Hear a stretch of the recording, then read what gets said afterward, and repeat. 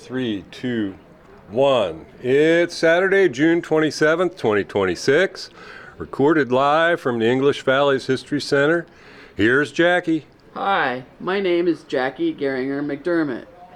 The first thing I want to do today is say hello to my brother Chip's grandson Sam, who has just finished kindergarten and is headed to first grade.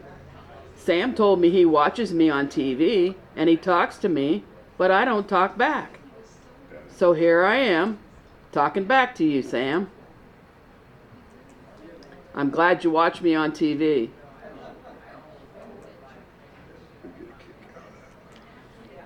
This diary was written by Libby Wade. She was my dad's great aunt, and her full name was Mary Elizabeth Claypool Wade. She was 76 years old in 1950. She lived in a house on East Oak Street in North English, Iowa, with her son Russell Wade. Here's a picture of Lib and her brother Henry Claypool.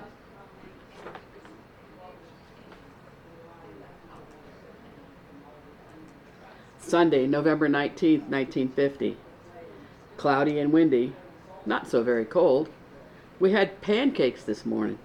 Tried the new griddle. It does pretty well. It is supposed to be used without greasing it. I did, but they stuck some. Don Hall came up, and he and Russell fixed our toilet stool float and the drip in the kitchen sink. Russell bought the necessary fixtures last night. It has been such a bother. Russell Wade is Lib's youngest son, and she lives in his house with him.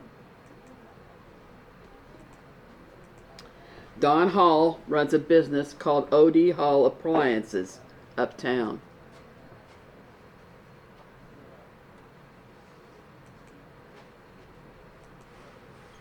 Jenny came last night, brought some panties I had sent for by Evelyn. 3 pairs at $1 each. I paid her. She also gave me an African violet. Nice and thrifty plant. Jenny Wade is Liv's daughter-in-law, who lives a block away.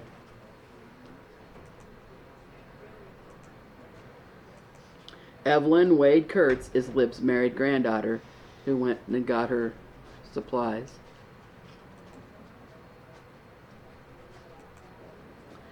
After they left, Russell also went away, took his new gun, so I am alone.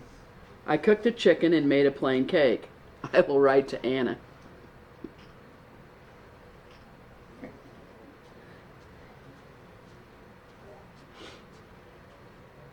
They are so distressed about Mylan being gone. There is nothing I can write that will help. So many are grieved, as they are, and there will be more. Anna Wade Cray is Lib's only daughter, and she lives in Texas with her husband Richard Cray and their 3 sons. Mylan Richard Cray, or Dick Cray as others call him, the oldest son, is shown here with his brothers Burl and Arlen Cray. Mylan has just joined the Navy. The reason for the anxiety is that the Korean conflict is worsening. Don Hall said that it is Dickie's 6th birthday. Dick Hall was the son of Don and Phyllis Hall. Here's a picture of him when he was older. Wayne was here a while. Wanted to hear Anna's letter read. Russell came home. No game. He had been out to Hazel's. Ate dinner there. After supper he went again. I guess he is going to church.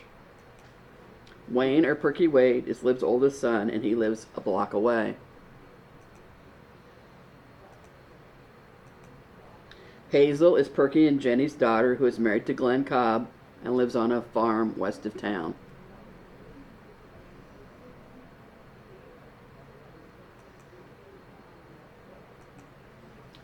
November 20th, 1950. Cold, some snow last night, but not much more than a heavy frost. About all gone at 9 a.m. Heard Sally Hall tell Jenny that the twins have scarlet fever. Vance was sick a few days ago, and Virginia broke out last evening. Lib was probably listening on the party line on the telephone when she heard Jenny and Sally talking. Sally Hall, or Sarah Jane Hohenschel Hall, was a neighbor.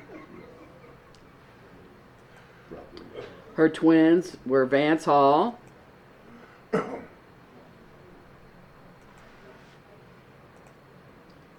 and Virginia Hall, who graduated in 1964 from English Valley's high school.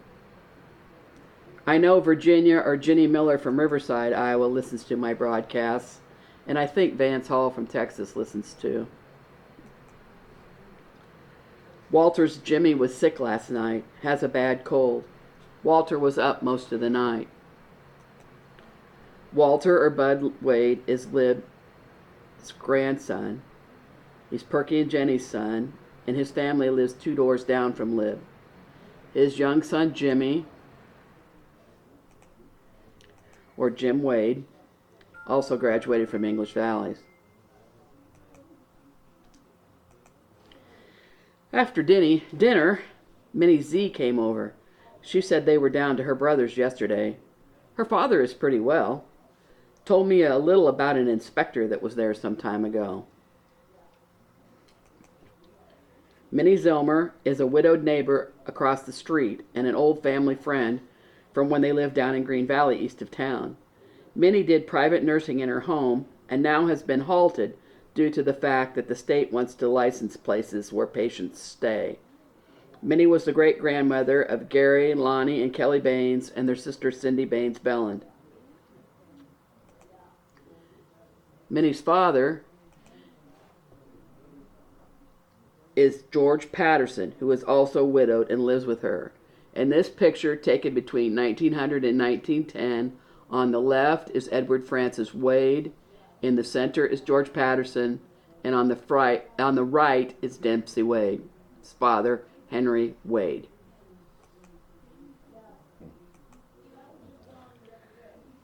Mrs. Carson is feeling a lot better. Her sore, left from the operation, is nearly healed now. She does some light work. Mr. Carson came home from Sigourney Hospital last night. They advised him to go to Iowa City or Rochester. Wilbur Carson and his wife Belle are shown in this picture on the left and right side of Pearl Warner in the middle. Minnie Zilmer helps with the care of Mr. and Mrs. Carson. The doctors are advising Mr. Carson to go for further treatment at the University of Iowa Hospital in Iowa City or the Mayo Clinic in Rochester, Minnesota. Dr. Scholenthaler stopped by request, and took my upper plate to grind it off a little. It has made my mouth sore. Minnie Z brought it back to me. Dr. A.C. Scholenthaler lives a block away on Boland Avenue and makes house calls to Lib, as she is almost an invalid. He is shown in this picture with his wife, Jessie, in the living room of their home. Alice Van Auken was in a while. She had heard about Seek refusing to use Kaufman's Rose Room for a meeting place of committees in charge of the CROR drive. The funny part of it is, he has been there various times for a Rotary dinner, but refused the room because beer is sold at the cafe. He will probably not be invited next time. Walter Seek was the Methodist minister. Kaufman's Cafe was a bar-restaurant on Main Street. Alice Van Auken was the local newspaper social news gatherer. November 21st, 1950. Clear and bright, but cold. I swept and shook rugs, etc. Hard for me to do, but got it done anyway. Had dinner ready in time. Russell said he was to go to Williamsburg tonight with Mildred. They were over there last night to an edited for today's language African American concert of some kind. Mildred Reese is Russell's girlfriend, shown here in her later years. My foot hurts badly today. I rested a while, even went to sleep, but only for a few minutes. Was up when Flossie came. She was waiting for school to be out. Flossie West is the granddaughter of Lib's cousin Wallace Claypool. Her young daughter Barbara is in school in North English. Flossie's parents are Millard Fillmore Claypool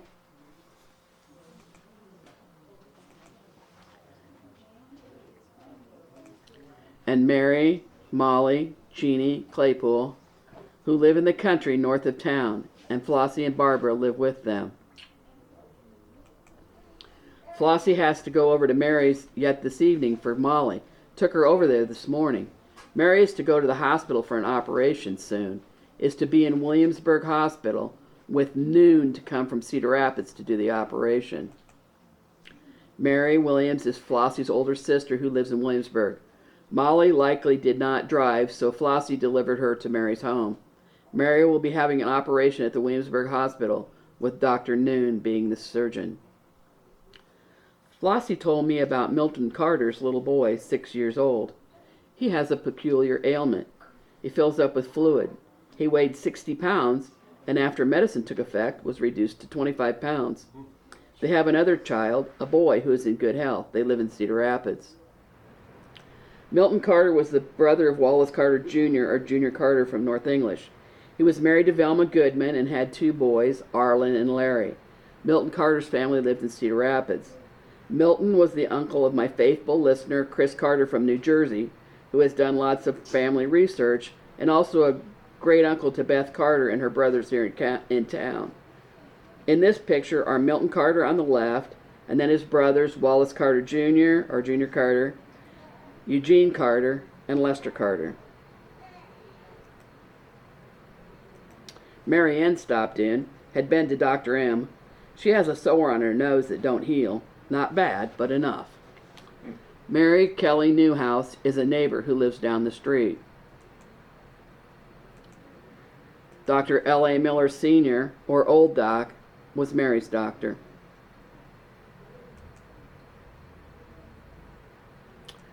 Russell went away this evening. Someone came to the door to see him. I thought it was Roy Cox. Not sure. Roy Cox was the great uncle of my faithful listener, Julie Cox Stainerson. Here he is in a picture with his mother, his daughter, his granddaughter, and his great-grandson, Gary Wyant.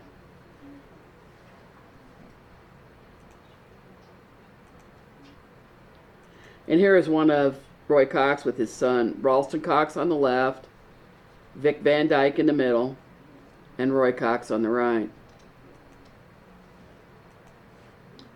November 22nd, 1950. Snowing today. The first snow that we have had that amounted to anything. It's melting pretty fast and may not last long. The ground is covered though. Russell was to go to Cedar Rapids today, so I am alone. The merchants are having Turkey Day this p.m. Don't look very favorable for it now, 11 a.m. But I guess folks will go anyway. Later, a big crowd out. I didn't hear who got a turkey, except Bertha Geringer got the one at the lumber yard. Bertha Geringer was Lib's niece and my paternal grandmother. Russell works at the lumber yard, so he likely came home with the news that for his mother after he returned for his trip to Cedar Rapids for the home lumber company. My grandma Bertha Geringer is on the right in this picture, and Lib is on the left.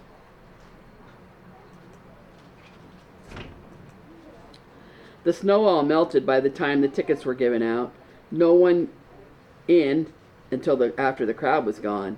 Mary Ann came then, brought me a little plant, a vine, in a little yellow flower pot. I can't remember the name.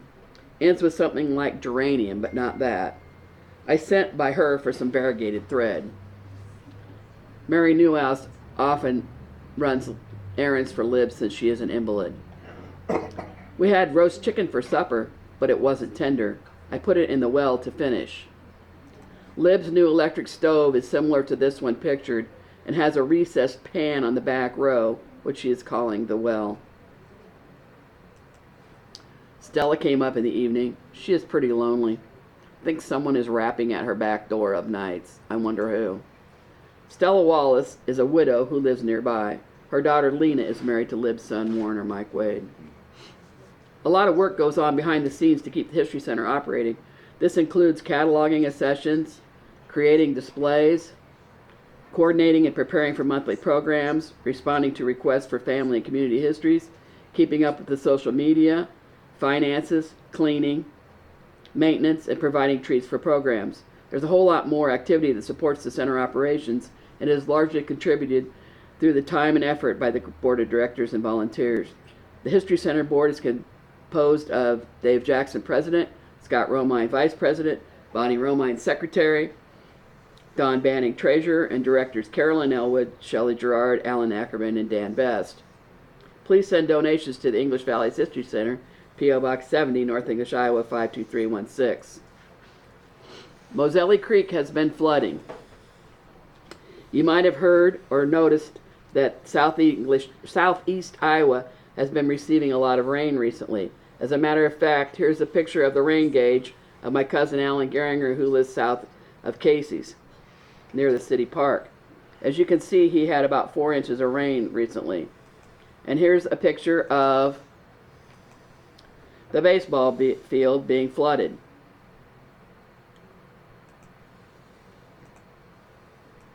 And there's another angle of it. You might remember that the ditch west of the park runs right into Moselle Creek, or Moselle Creek.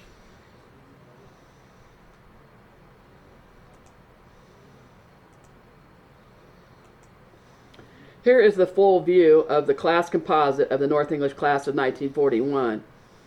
Some of the class members that are mentioned in the Diaries of Lib Wade are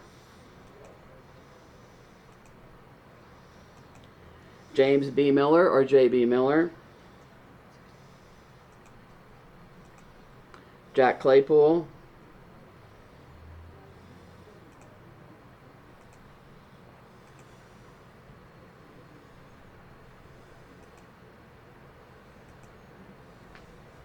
Sarah Jane Hohenschel, whose married name was Sally Hall,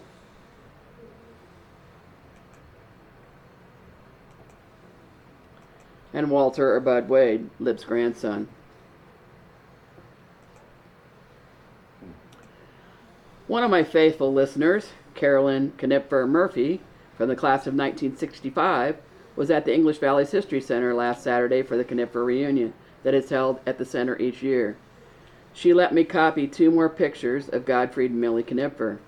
Millie Knipfer often appears in the diaries I read each week, as she was a close friend of Lib Wade's, and her mother, Laura Swope, was Lib's first teacher.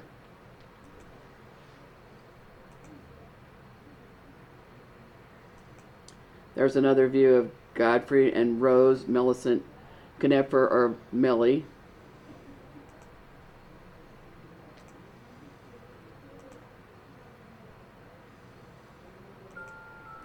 And now we're going to interrupt my broadcast. We have some people standing here who want to be on camera. So we are going to go back to the end of my program, and I'm going to show you that this afternoon they are having a grand opening ribbon cutting ceremony at the pool. And here's the picture that we have of that. Tells about all the activities this afternoon.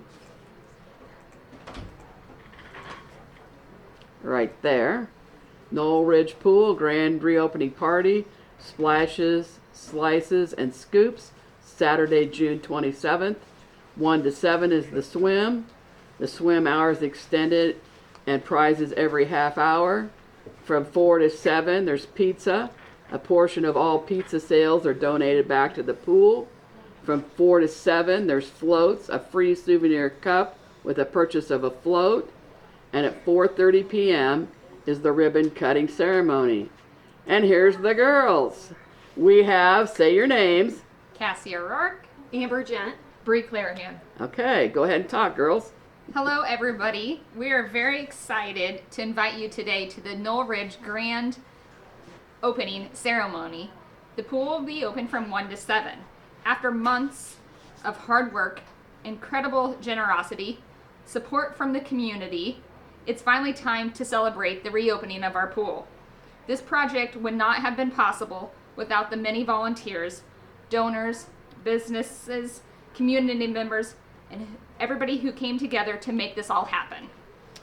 The celebration kicks off with Stonewall Brick Oven Pizza serving their famous pizza on the farm from 4 to 7, with $3 from every pizza being donated directly back to the pool. And be sure to stop by and enjoy dinner with family and friends. We'll also have our famous root beer floats in our limited edition souvenir cups that are for purchase as well. Our official ribbon cutting ceremony will be at 4:30, and we'd love to have everyone there to celebrate this incredible accomplishment together. It's a chance to recognize the dedication of everyone who helped bring our community pool back to life. So bring the whole family, enjoy great food, and celebrate with friends and neighbors. We can't wait to celebrate with you and see you at the Knoll Ridge Pool. Thanks for coming, guys. Thank you. Thank you. Now, back to our regularly scheduled program. Thanks, Jackie. Yeah, you're welcome, guys. Okay, I'm going to reset to where I was at, and we're going to continue with the program. Brought the whole crew now.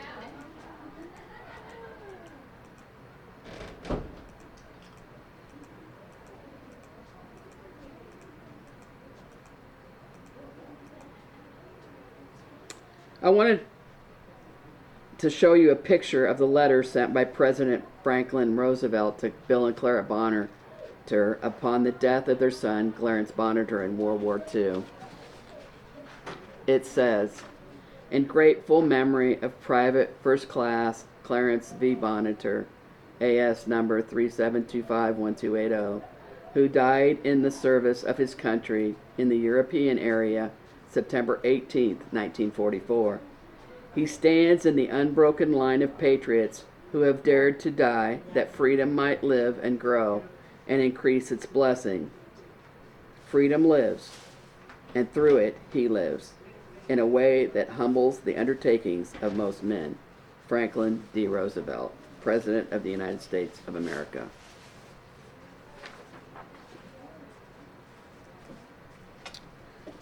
Deb Bird, whose name was Debbie Parsons, when she was growing up in North English, said, "I watched your documentary or podcast. Very interesting. I'm trying to figure out how I can get more of them. Keep up the good work. I loved it. For those who want to see more of my programs, just go to YouTube and type my name, Jackie, Jacki, Garinger, Garringer, McDermott, McDermott, and you can see all of my programs." Vicki Johnson from California said, "Lib's diary never fails to be interesting." Chris Cobb Galligan from Cedar Rapids said, "Your segment about Clarence Bonner brought back memories from my mother, Nellie Van D. Cobb. Mom had an issue of Life magazine with Clarence's picture in it with a group of soldiers bathing in a river, I believe. I wonder whatever happened to that. It's been years since I saw it. Also, I remember the rugs that Clara Bonner wove. We had quite a few in the house, but the one that stands out that was, I can't even guess how long. It was the entire length of the upstairs hallway at the King House on the White Pigeon Road, where we lived when Dad farmed. I remember Mom cutting old clothes into strips and us winding them into balls to use in Aunt Clara's rugs. It's so fun to relive some of these memories. Thanks for all you do, Jackie." Mark Claypool from Sigourney said, "Jackie, the history of this week is just incredible and inspiring. Makes one think that we all should always be grateful to live here. Thanks again for a wonderful week." Diane Bonitor Cassens from Lanark, Illinois said, "Thank you so much, dear friend Jackie. I'm so glad these memories have a place at the North English History Center." Susie Allison Lumber from Iowa City said, "Jackie, it's 3:30 a.m. and I just finished watching your podcast, which made me laugh and made me cry. I laughed because I could picture you belting out the spelling of Regseger. Full disclosure, I got out my Everyone at EV book to check my spelling of it, and wow, I got it right. I cried over the story of Clarence Bonner. I didn't know about him, and I feel it's important that we do know of our local residents who lost their lives, who paid the ultimate sacrifice in whatever war it might have been. Because of you, I feel I got to know Clarence, if only a little. He deserves to be remembered. He deserves to have tears shed for him, and he deserves the gratitude for paying the ultimate sacrifice for our freedom. Thanks, Jackie, for another learning experience of the history of my hometown, the community, and its people. I'm constantly reminded of the value of the EV History Center and your podcasts, and for that I am grateful. And a thank you, too, to Diane Bonitor Cassens, my old neighbor, friend, and school bus mate, for sharing your uncle's treasures to the History Center." My friend from Swisher said he was roughly my dad's age, and I think of his family's loss, and that he never lived to be a husband or dad, but he lost his life stopping Hitler and even sent the helmet of a Nazi they defeated. I'm glad Diane could visit Belgium and feel all that pride and see what was accomplished. People living free. We also received several comments about the North English Library cookbook from 1946. Diane Caslins from Lanark, Illinois said, I love pages that have spots on them. You know someone was cooking. Janet Cobb Woodhouse from Vinton said, I have one of my Grandma Cobb's cookbooks. It's missing the cover. I'll have to see if it's the same one as this. I love that it has notations in her handwriting. Mark Claypool said, this all looks delicious. I remember having my Grandma Claypool's pickles.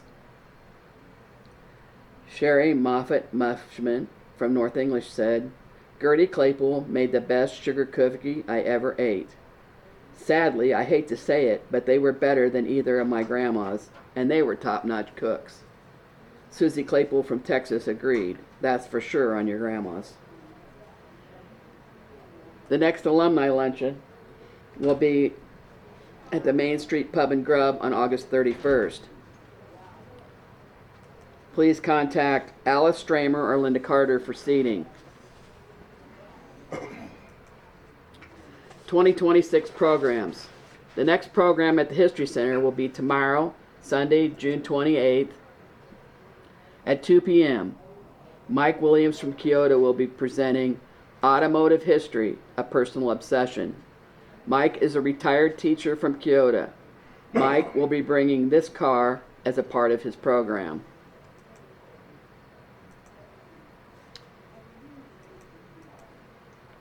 Tomorrow we will have a visitor from Alaska who will be joining Dave Jackson at the History Center. She listens to my broadcast.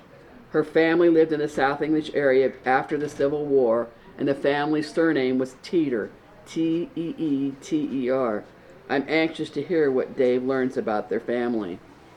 I will not be having a broadcast on July 4th because I need to be in a parade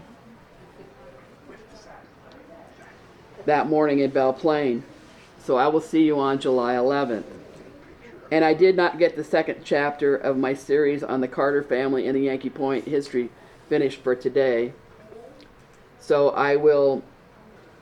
that will be on July 11th also. And the Fun Day schedule has been released. We will once again be having the English Valley's alumni reunion at the History Center starting after the parade with the oldest classes first. Please stop in and see us anytime that afternoon. And here's a picture of that flyer that they now have out. If you want to look for more details, no, Scott Romine has one on his page, and then there's one on the actual Fun Days site too. We are also interested in learning about historical English Valley's items that you might wish to donate to the History Center. Please contact Dave Jackson, Scott Romine, or any board member to donate. Thanks, and we'll see you in 2 weeks. And that's a wrap. Thanks, Dave.